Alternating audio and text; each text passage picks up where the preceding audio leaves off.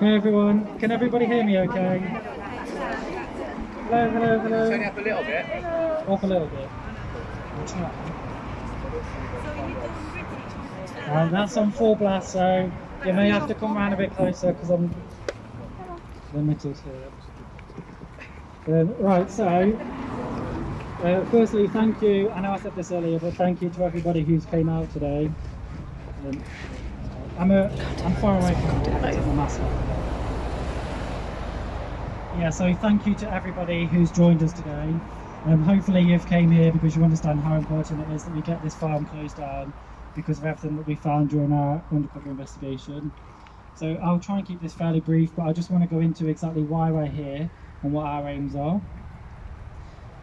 So we carried out an undercover investigation at two red tractor assured farms. So this is only one of the farms that we actually investigated this year. So firstly, we went to Badger's Cross Farm, so that's actually down in Somerset. So they're a calf rearer, so they tend to have the younger calves. So they get calves from around 2 weeks old, they rear them up to 3 months old. And on that farm we did film lots of abuse as well, but most of the abuse that we filmed happened here at Berryfields Farm. So we did the undercover investigation over a period of 5 months.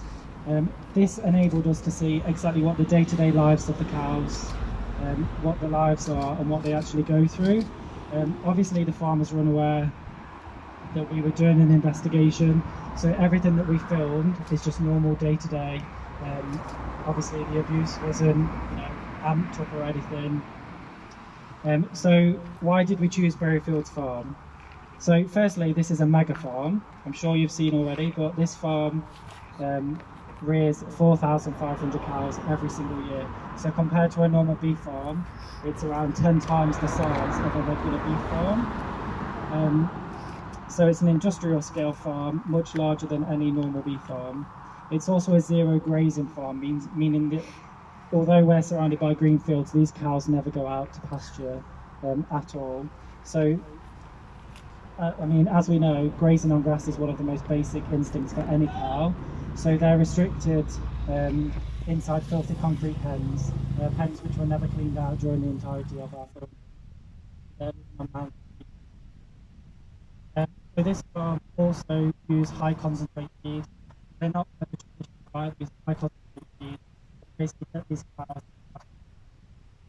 off as early as possible, even earlier than the very. So cows were being by Tesco, Morrison's, Ocado, Lidl, Sainsbury's, Burger King, Wetherspoon, Asda. They basically supply all of the major suppliers. So this shows that to anybody watching, these cows, no matter whether you buy from better supermarkets, discount supermarkets, any restaurant, any takeout, everyone. So another point to make is that the American style beef mega farm and mega farms the number of these farms is increasing here. So the last report stated there's over 8 mega farms now in beef farms, and so we think there's around a dozen in the UK. This is one of the newest style mega farms in the UK. So we need to stop this now for beef mega farm. So the second reason we chose this farm is because the major source of their calves is actually from the dairy industry.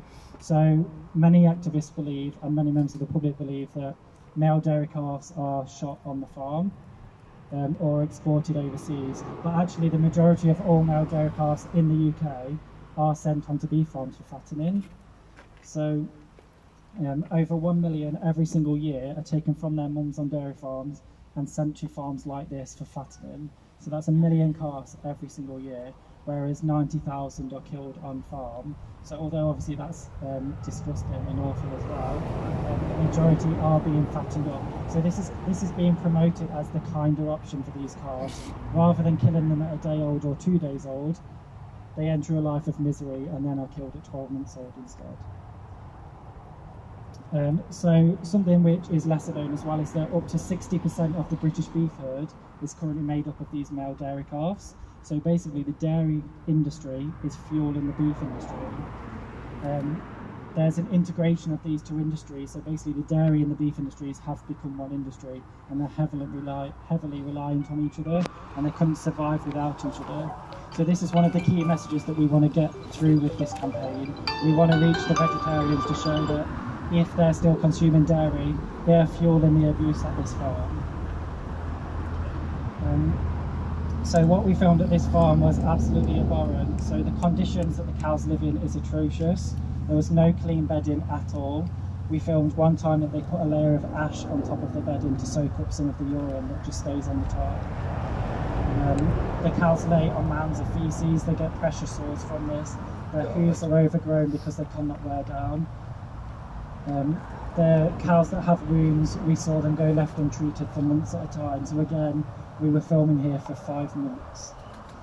So many of the cows were severely lame. They could barely get up and walk for food or water. It took many, many minutes for an individual cow simply to stand up and go and get some water. We even filmed cows, lame cows being loaded for slaughter. So this is actually illegal. So there were many, many illegal happenings happening at this farm. The pens themselves were flooded because the few roofs that these cows have huge holes in their very, very old buildings.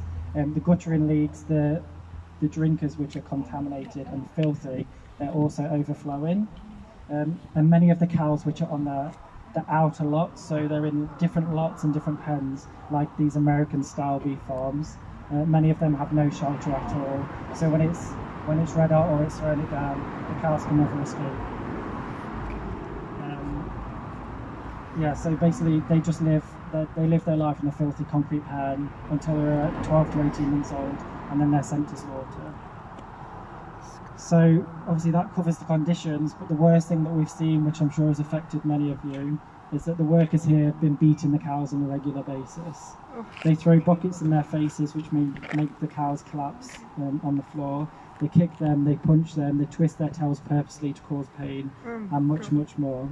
I won't go into too much of that detail because I'm sure you've seen our footage and it is very distressing.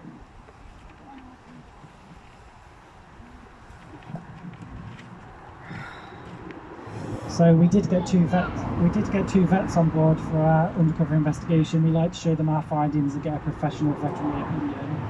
So Andrew Knight, which is one of our vets that helps us, stated after watching this footage, and I quote, "I was concerned to see a significant number of lame cows.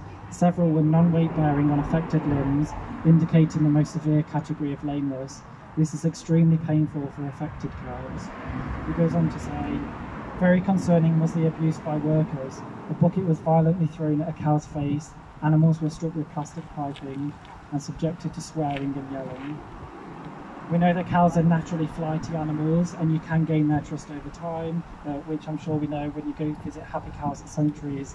But this flightiness is exploited on these farms and they shout and yell at them, which is again against all standards for beef farming. Our second vet, Molly, stated, the handling of cattle in this video is extremely distressing. The physical abuse is totally unacceptable. The majority of the lame cows in this video are a 3 on the AHDB mobility score chart, which means that cows require urgent veterinary treatment. Of course, we showed that they received no treatment at all that we filmed during the entirety of our investigation. The cows that we were following continued to deteriorate over the entire time. We film much more, and you can see this at expiredcampaign.org or by watching our investigation video, which as I've said, I'm sure you've seen, which hopefully inspired you to join us today to shut this place down. Since our investigation has launched, the farm has been dropped by Red Tractor, Tesco, Lidl, Wetherspoons and a supplier of their calves. Even their own slaughterhouse has cut ties with this farm, which is quite unprecedented. That's never really something that happens with investigations, because obviously the slaughterhouse don't necessarily care about the farm conditions, they just care about killing the animals and making money. This life will never be the kind of option for any individual. This continues to be about exploitation and profits. John Bell, who owns this farm, is profiting on the back of these cows being abused, from calves being stolen from their grieving mothers on dairy farms. He is currently denying any wrongdoing and is blaming a third party for the abuse that happened on this farm. This is his farm. No, John, this was done on your farm under your watch. We have multiple days footage of you watching this happen in front of your very eyes. We have footage of you sitting, watching this abuse take place right in front of you by your workers. We want justice for these cows. We are demanding that you shut down immediately and end all cow exploitation. We want you to release these cows and give them a safe life at sanctuaries and end all animal exploitation today. Thank you.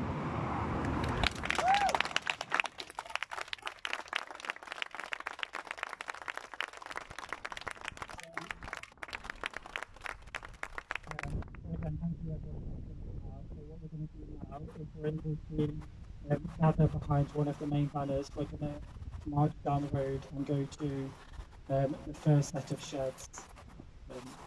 So yeah, thank you so much.